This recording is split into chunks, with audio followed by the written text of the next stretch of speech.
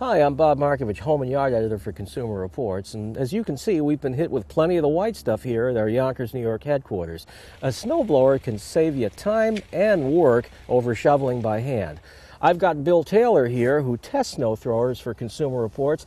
Now, Bill, aside from the really small electric snow shovels, a single-stage electric snowblower is pretty much where it begins, isn't it? That's right, Bob. These machines right here are great for snow depths up to about 4 inches on relatively flat driveways or walks. They're easy to handle and easy to store, and they're very light. Now, they call them single-stage for a reason compared with the larger two-stage units.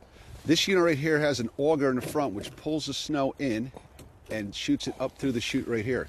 One of the drawbacks is in this one, the auger is rubber tipped and will scrape along the ground. They don't do good jobs on gravel driveways. How about slopes? Slopes are kind of tough too because it's human powered. The machine is not pulling itself, you're pushing the machine. Now here's a beefier single-stage gas unit. This one's bigger, isn't it, Bill? Yeah, this is much bigger, it's heavier, and it is powered by gasoline engine. It can also handle higher snowfalls, can it? Yeah, this can handle up to about 8 inches. There are certainly drawbacks to these as well. That is true. It is still a single-stage machine, which means it isn't good for gravel driveways. Okay, and again, slopes, the steepest slopes, it's not going to really be best. Exactly. Okay, so if you're in the snow belt, it looks like you'd kind of want to move up to this big one here, and this is the two-stage gas unit. And it looks certainly a lot bigger, a lot wider, and a lot more capable. Who should buy a two-stage machine like this? Two-stage machines are great. We have snowfall over 8 inches. As you can see from the size of it, it can remove a lot of snow. Now, the auger's different here. I notice it doesn't have rubber tips, and it really doesn't, it's not contacting the ground the way a single-stage unit does. That's right, Bob. One of the advantages of that is if you do have a gravel driveway, it will not scrape on the gravel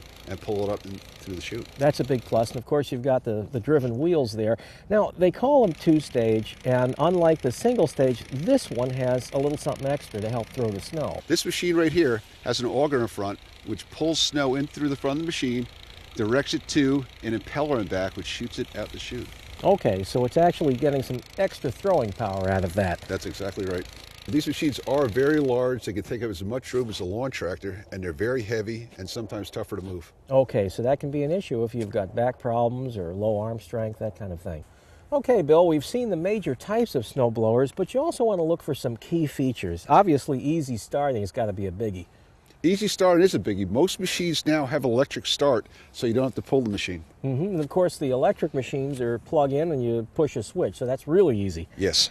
All right, how about the chute? Obviously, you want to change directions, and the old machine, like mine, has a handle where you have to crank it around, but the new ones save some work in that regard. Some machines do have handles, but a lot of the machines have a one-touch toggle switch right here, which moves right to left and up and down. That's on the bigger ones. Now, on a smaller single stage, this looks like a pretty good feature. You've got a nice beefy handle there. That is, you go right to the side machine, move it each side. And it's long enough to reach, actually, when you're standing behind it. Without moving from behind the machine. It's very handy. How about a clearing tool? This is so simple, but so many people every year get injured by putting their hands into the impeller or into the auger. A lot of machines have this. That's right, Bob. These are right in the machines, and it's much easier just to stick this in to clear the chute. Even if you have to use a broom handle, that's better than putting your hands in. That's right, and you should always turn the machine off too. Thank you, Bill. This is Bob Markovich for Consumer Reports.